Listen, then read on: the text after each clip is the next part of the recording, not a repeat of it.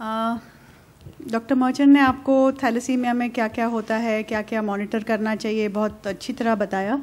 अब मैं थोड़ा सा आपको हेपेटाइटिस सी के बारे में बताऊंगी, और इसलिए क्योंकि आज हम खास हेपेटाइटिस सी के बारे में बात कर रहे हैं और हमने ये डिस्कस किया कि जो थैलेसीमिया के पेशेंट्स होते हैं उनमें हेपेटाइटिस सी का प्रॉब्लम ज़्यादा मात्रा में देखा जाता है, क्योंकि ये ब्लड से ही आता है। तो ये हेपेटाइटिस बेसिकली है क्या? हेपेटाइटिस सी ये एक बीमारी है, एक वायरस है, कीटाणु है जो ब्लड से आता है। और ये वायरस जो है इसकी जो डिस्कवरी है वो 1990 में हुई, 1989-1990 में हुई, मतलब काफ़ी साल पहले हुई। उसके पहले जिसे भी ब्लड मिलता था लोगों को पता ही नहीं था कि हेपेटाइटिस सी नाम की क्या चीज़ है। वो 1990 में पता चला कि एक ये वायरस है। ऐसा पता था कि एक वायरस है जो हेपेटाइटिस ए नहीं है और बी नहीं है, जिसे हम नॉन ए नॉन बी बोलते थे, मगर ये हेपेटाइटिस सी है ये किसी को मालूम नहीं था। और 1990 में इस वायरस को, जो ना ए था ना बी था, जो ब्लड से एक से दूसरे को होता था, उसे हेपेटाइटिस सी बताया गया। और ये वायरस ब्लड के मात्रा द्वारा शरीर में आके लिवर में बैठ जाता है। लिवर में ये धीरे धीरे मल्टीप्लाई करता है, उसकी पॉपुलेशन उसकी बढ़ती है और वो धीरे धीरे लिवर को डैमेज करता है। कई तरह के हेपेटाइटिस सी वायरस हैं, टाइप 1 से लेकर टाइप 6 तक। इंडिया में हम ज़्यादातर टाइप 1 और टाइप 3 देखते हैं, ये दो वायरस हम ज़्यादा देखते हैं। टाइप 1 जो है वो ज़्यादातर हम साउथ इंडिया में देखते हैं, टाइप 3 ज़्यादा नॉर्थ इंडिया में देखते हैं, और हम महाराष्ट्र में तो दोनों टाइप 1 और 3 दोनों देखते हैं। 1 जो है वो धीरे धीरे काम करता है, ज़्यादा लिवर को ज़्यादा सिवियरली डैमेज करता है, ज़्यादा मात्रा में डैमेज करता है, और 3 रिलेटिवली कम मात्रा में डैमेज करता है। 1 को शरीर से निकालना, जड़ से निकालना ज़्यादा मुश्किल है, 3 को निकालना थोड़ा ज़्यादा आसान है। और ट्रीटमेंट में भी 1 अच्छी तरह रिस्पॉन्ड नहीं करता जितनी तरह 3 रिस्पॉन्ड करता है, उसके बारे में हम बात करेंगे। तो ये हेपेटाइटिस सी पूरी दुनिया में हेपेटाइटिस सी है, और फ़र्क इतना ही है कि हेपेटाइटिस सी का जो टेस्टिंग है वो इंडिया में वायरस डिस्कवर होने के 11 साल बाद शुरू हुआ। मतलब 1990 में ये वायरस डिस्कवर हुआ, मगर उसका टेस्टिंग हमने सिर्फ 2001 में गवर्नमेंट ने कंपलसरी किया कि ब्लड बैंक्स को इसका टेस्ट करना चाहिए, जबकि विदेशों में इसका टेस्ट 90 में डिस्कवर हुआ, 91-92 में सारे ब्लड बैंक्स ने वहाँ करना शुरू कर दिया। तो ये एक बड़ा फ़र्क है, और इसके कारण हमारे देश में हेपेटाइटिस की मात्रा थोड़ी ज़्यादा है। तो हेपेटाइटिस सी कितना है इंडियन पॉपुलेशन में? अबाउट 2% लोगों को, पूरा जनरल पॉपुलेशन, मैं थैलेसीमिया की बात नहीं कर रही यहाँ, अगर पूरी जनरल पॉपुलेशन ले तो 2% लोगों को हेपेटाइटिस सी है। और इस कैलकुलेशन से 12 मिलियन लोग, मतलब 120 करोड़ लोग, 1 करोड़ लोग इंडिया में हेपेटाइटिस सी पॉजिटिव हैं। थैलेसीमिया मेजर में 2% से कहीं ज़्यादा है, और इसके बारे में मैं बात करूंगी जो हमने टेस्टिंग किया कि थैलेसीमिया मेजर के अबाउट 15,000 पेशेंट हैं पूरे देश में जिसे हेपेटाइटिस सी है। तो एक बार किसी को हेपेटाइटिस सी इन्फेक्शन हो जाए, उसके बाद क्या होता है? हेपेटाइटिस सी इन्फेक्शन के बाद, जैसे मैंने बोला कि ये वायरस जब इन्फेक्शन होता है तो पता नहीं चलता। जैसे हमें अगर हेपेटाइटिस ए वायरस है, हम बोलते हैं ना उसे पीलिया हो गया, तो वो हेपेटाइटिस ए वायरस या ई वायरस से आदमी को पीला हो जाता है, आँख पीली हो जाती है, भूख कम हो जाती है, कुछ करने का मन नहीं करता, बुखार आता है। मगर हेपेटाइटिस सी में जब हमें इन्फेक्शन होता है तो कोई भी सिम्टम्स नहीं होते। तो जब हमें इन्फेक्शन हो, हमें पता ही नहीं चलेगा कि हमें हेपेटाइटिस सी हुआ है। हमें कब पता चलता है कि हेपेटाइटिस सी हुआ है? अगर हम रेगुलर टेस्ट करते रहें, जैसे डॉक्टर मर्चेंट ने कहा कि जो हाई रिस्क पेशेंट हैं, जैसे थैलेसीमिया के पेशेंट्स हैं या जो डायलिसिस करवाते हैं वो पेशेंट्स हैं, इनमें रिस्क बहुत ज़्यादा है। तो या तो हम उनमें लगातार टेस्ट करते रहें और आपको पता चलेगा कि हाँ हमें हेपेटाइटिस सी हुआ है। जब आप सबको हेपेटाइटिस सी हुआ, क्या आपको आइडिया था कि आपको हेपेटाइटिस सी हो सकता है? नहीं, क्योंकि पता ही नहीं था कि हेपेटाइटिस सी है, उससे कोई सिम्टम्स ही नहीं हो रहे थे। सो ये इसका एक तरह से प्रॉब्लम भी है, क्योंकि ये शांत रहता है और पता नहीं चलता, इसलिए ये बहुत सालों तक लिवर में डैमेज धीरे धीरे करता रहता है। और कब पता चलता है कि हेपेटाइटिस सी है? जब हेपेटाइटिस सी से सिरोसिस हो जाए। सिरोसिस का क्या मतलब है? सिरोसिस का मतलब है कि लिवर सिकुड़ जाता है, स्कार हो जाता है, छोटा हो जाता है, और उसके कारण जो लिवर के फंक्शन हैं, क्या फंक्शन होते हैं लिवर के? एक तो है कि जो हमारे ब्लड में क्लॉटिंग फैक्टर्स है वो बनाता है, एक प्रोटीन होता है जिसे हम एल्ब्यूमिन बोलते हैं, वो लिवर बनाता है। जितने भी हमारे शरीर में हम कचरा खाते हैं, टॉक्सिन्स खाते हैं, वो लिवर उसे छान लेता है, सब टॉक्सिन्स को लिवर शरीर से निकाल देता है। ये कुछ फंक्शन है सारा। अगर हम स्टार्व कर रहे हैं, बहुत दिनों तक खाना नहीं खा रहे हैं, तो लिवर हमारा खाना स्टोर करके रखता है, और जब शरीर को ज़रूरत पड़े, जब शरीर पे स्ट्रेस हो, तो ये शरीर के लिए प्रोवाइड करता है लिवर। तो लिवर के कई सारे फंक्शन हैं, बट जब लिवर काम नहीं करता है, सिरोसिस हो जाए, तो ये जो ब्लड है लिवर को नहीं जाके बाकी जगह जाता है। जैसे एक तो है फूड पाइप, हमारी जो खाने की नली है उसमें सारा ब्लड जाना शुरू कर देता है, क्योंकि लिवर में बहुत रेजिस्टेंस आ रहा है इस ब्लड को। तो इससे क्या होता है कि खून की नसें लिवर में अन्न नली में सूज सकती हैं, खून की उल्टी हो सकती है, काले रंग के संडास हो सकते हैं, पीलिया हो सकता है, शरीर में अमोनिया बढ़ सकता है, कभी कभी लिवर में कैंसर की गांठ भी हो सकती है। तो ये लिवर के कॉम्प्लिकेशन है। पेट में पानी भरना सॉरी, पैर में सूजन होना, ये सब लिवर के कॉम्प्लिकेशन हो सकते हैं सॉरी। तो वो होने से पहले अगर हम, थैंक यू,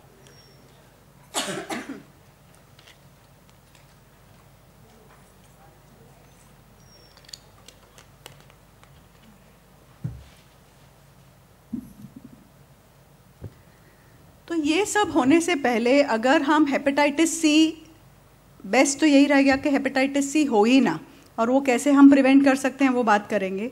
लेकिन अगर एक बार हेपेटाइटिस सी हो गया है, अगर हम रेगुलर टेस्ट करते रहें हर साल, तो हमें पता चलेगा कि हेपेटाइटिस सी है, और फिर उसका जल्दी टाइम पे ट्रीटमेंट कर सकते हैं, ताकि हेपेटाइटिस सी ज़्यादा बढ़े ना, अगर हम उसे जड़ से ही निकाल सकें।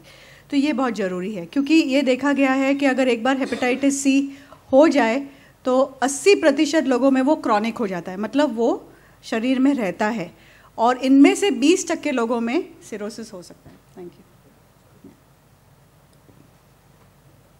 तो इनमें 20% लोगों में सिरोसिस हो सकता है और आगे प्रॉब्लम्स हो सकते हैं। तो ये हम हमेशा बोलते हैं कि थैलेसीमिया के पेशेंट्स को हर साल जैसे वो बाकी टेस्ट करते हैं, हेपेटाइटिस बी, सी, HIV, करते रहना चाहिए, जैसे डॉक्टर मर्चेंट ने इसके बारे में बताया। और ये बहुत ज़रूरी है कि बोलना कि हमें कोई सिम्टम्स नहीं है का मतलब ये नहीं है कि हमें प्रॉब्लम नहीं है। जैसे मैंने कहा, सिम्टम्स बहुत देरी से आते हैं, हमें उससे पहले उसे पकड़ना है और उसका इलाज करना है। तो ये होता किस तरह है हेपेटाइटिस सी? सबसे कॉमन कारण तो ब्लड ट्रांसफ्यूजन है। हमारे देश में हेपेटाइटिस सी ब्लड से 90% लोगों को ब्लड से होता है, लेकिन कुछ जगहें हैं, जैसे आप नॉर्थ ईस्ट जो स्टेट्स हैं, मणिपुर, मेघालय, आसाम, अगर वहाँ के पेशेंट्स देखें हेपेटाइटिस सी के, उन्हें वो इंट्रावीनस ड्रग्स इस्तेमाल करते हैं, एक तरह से एडिक्शन है वो, उनका हेपेटाइटिस सी इंट्रावीनस ड्रग्स से ज़्यादा देखा गया है। विदेशों में सेक्सुअल ट्रांसमिशन, शारीरिक संबंध से हेपेटाइटिस सी होता है, ये देखा गया है ज़्यादा। ऑफ कोर्स ब्लड से वहाँ भी देखा गया है, क्योंकि वहाँ 1990 के बाद टेस्टिंग हो रहा है, इसलिए अब वो ब्लड ट्रांसफ्यूजन से हेपेटाइटिस सी होना वहाँ कम हो गया है। दूसरी, डायलिसिस के पेशेंट्स में हेपेटाइटिस सी बहुत देखा जाता है, क्योंकि वही ब्लड्स के थ्रू डायलिसिस होती है, कॉमन इक्विपमेंट होता है, कॉमन नीडल्स शेयर की जाती हैं, टेक्नीशियंस वही होते हैं, उससे हेपेटाइटिस सी हो सकता है। दूसरे जो बहुत ऑब्वियस कारण नहीं है हेपेटाइटिस सी होने के, दांत, आप डेंटिस्ट के पास जाते हैं, कई बार डेंटिस्ट ग्लव्स नहीं पहनते हैं, जो वो सुइयाँ यूज़ करते हैं वो एक पेशेंट से दूसरे पेशेंट में यूज़ की जाती हैं, नई सुई हर पेशेंट के लिए नहीं यूज़ की जाती, तो उससे भी हेपेटाइटिस, क्योंकि कई बार आप पता है कि जब दांत का काम होता है तो कई बार ब्लीडिंग होती है, उससे भी हेपेटाइटिस सी एक से दूसरे को हो सकता है। या बाहर कोई शेविंग करने जाए और नया ब्लेड नहीं इस्तेमाल किया जाए, उससे भी हेपेटाइटिस सी, बी, HIV, ये सारी बीमारियां उससे भी हो सकती हैं। और अगर ऑपरेशन हो, नीडल्स या जो भी इक्विपमेंट है वो अच्छी तरह से स्टेरलाइज नहीं किया गया है, तो भी हेपेटाइटिस सी हो सकता है। तो कई कारण हैं हेपेटाइटिस सी होने के, बट जैसे मैंने कहा, हम भारत में ज़्यादातर हेपेटाइटिस सी ब्लड ट्रांसफ्यूजन्स के कारण देखते हैं। तो हमें ये क्वेश्चन पूछा जाता है कि अभी तो ब्लड टेस्ट हो रहा है तो भी क्यों हेपेटाइटिस सी हो रहा है, क्योंकि ब्लड तो सारा अभी टेस्ट होता है हेपेटाइटिस सी के लिए। अब ये डिपेंड करता है कि जो हेपेटाइटिस सी टेस्ट करने के लिए जो हम टेस्ट यूज़ कर रहे हैं वो कितने सेंसिटिव हैं, और एक विंडो पीरियड होता है। मतलब कि अगर सपोज़ मुझे इन्फेक्शन आज हेपेटाइटिस सी से हुआ और मैं कल टेस्ट करूं तो मेरा ब्लड हेपेटाइटिस सी जो अभी टेस्ट एंटी HCV टेस्ट है उसमें नहीं दिखाएगा, उसे हम विंडो पीरियड बोलते हैं। और ये विंडो पीरियड 2 से 3 महीने भी हो सकता है, मतलब 3 महीने तक मेरा ब्लड हेपेटाइटिस सी का टेस्ट नेगेटिव ही दिखाएगा और उसके बाद दिखाएगा।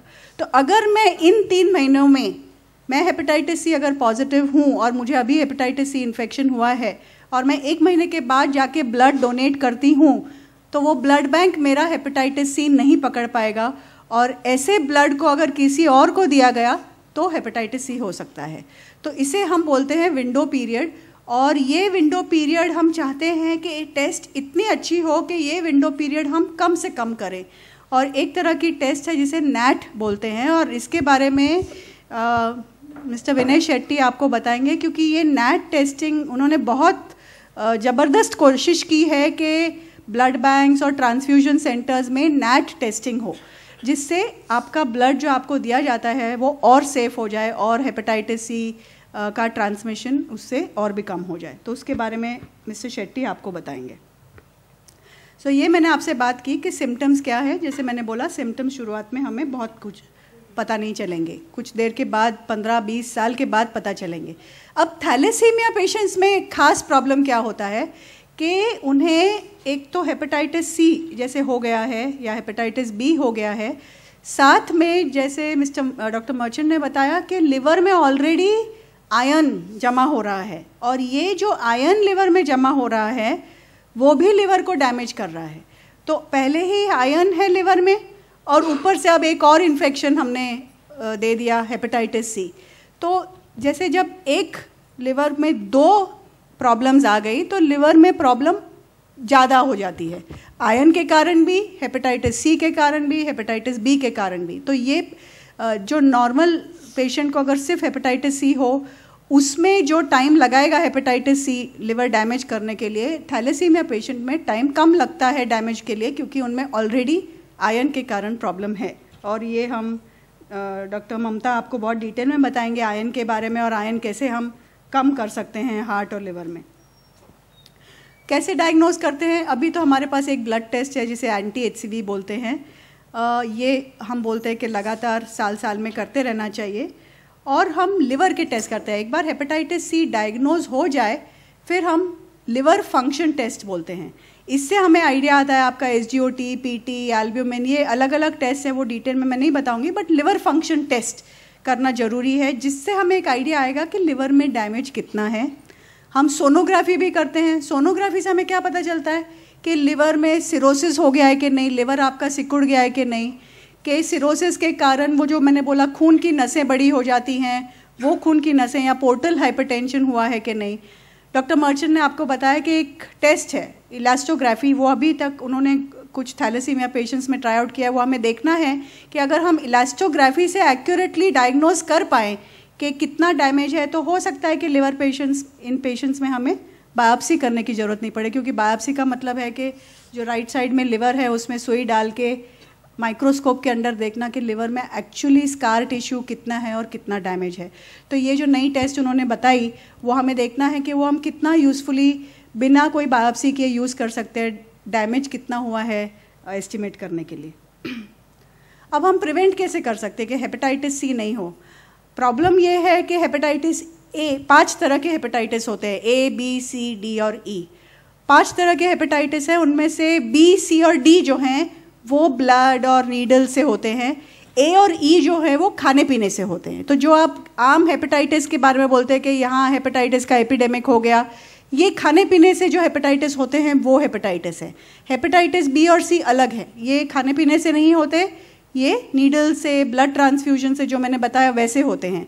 और प्रॉब्लम ये है कि ये जो हेपेटाइटिस हैं ये क्रॉनिक हो सकते हैं। हेपेटाइटिस A और E क्रॉनिक नहीं होते। A और B के लिए हमारे पास वैक्सीन है, लेकिन हेपेटाइटिस सी के लिए बहुत रिसर्च चल रहा है, अभी तक कोई वैक्सीन अवेलेबल नहीं है। वो क्यों? क्योंकि जो हेपेटाइटिस सी वायरस है वो अपना ये जो अपीयरेंस है, जो उसका जो हम बोलते हैं स्ट्रक्चर है, वो बदलता रहता है। तो आज हम इस स्ट्रक्चर के अगेंस्ट वैक्सीन बनाएंगे, कल वो स्ट्रक्चर ही बदल गया, जिसे हम म्यूटेशंस बोलते हैं और क्वाजी स्पीसीज बोलते हैं। तो वो हेपेटाइटिस सी अपना स्ट्रक्चर लगातार बदल रहा है, इसलिए उसके अगेंस्ट बहुत सालों से मेहनत चल रही है, रिसर्च चल रहा है उसके अगेंस्ट वैक्सीन बनाने के लिए, पर अभी तक कोई सक्सेसफुल हुआ नहीं है कि एक वैक्सीन ले लो और आप हेपेटाइटिस सी से बच जाओ। लेकिन आपको हेपेटाइटिस ए, अगर हेपेटाइटिस ए का आपके एंटीबॉडी नहीं है, मतलब आपको अगर प्रोटेक्शन नहीं है, तो हेपेटाइटिस ए का वैक्सीन लेना है सबको, और हेपेटाइटिस बी का भी वैक्सीन लेना है, ताकि आपको ये इन्फेक्शंस एडिशनली लिवर में नहीं हो और आप लिवर से बचाव कर सके। हर साल टेस्ट करना है, वो बताया। अगर किसी को हेपेटाइटिस सी घर में है तो आपको ध्यान रखना है कि अगर हाथ बाय चांस कट जाए, खून बहे, तो और किसी का घर में उससे कांटेक्ट नहीं होना चाहिए। घर में रेज़र ब्लेड, टूथब्रश वगैरह शेयर नहीं करना चाहिए, ये बहुत ज़रूरी है। दांत के डॉक्टर के पास जाएं तो आप बताएं कि हेपेटाइटिस सी है, या प्रिकॉशन लें वहाँ। और हम आपके केस में तो हम ये नहीं बोल सकते, बट जनरल पॉपुलेशन को हम बोलते हैं कि ब्लड ट्रांसफ्यूजन्स जहाँ तक हो सके अवॉइड करें।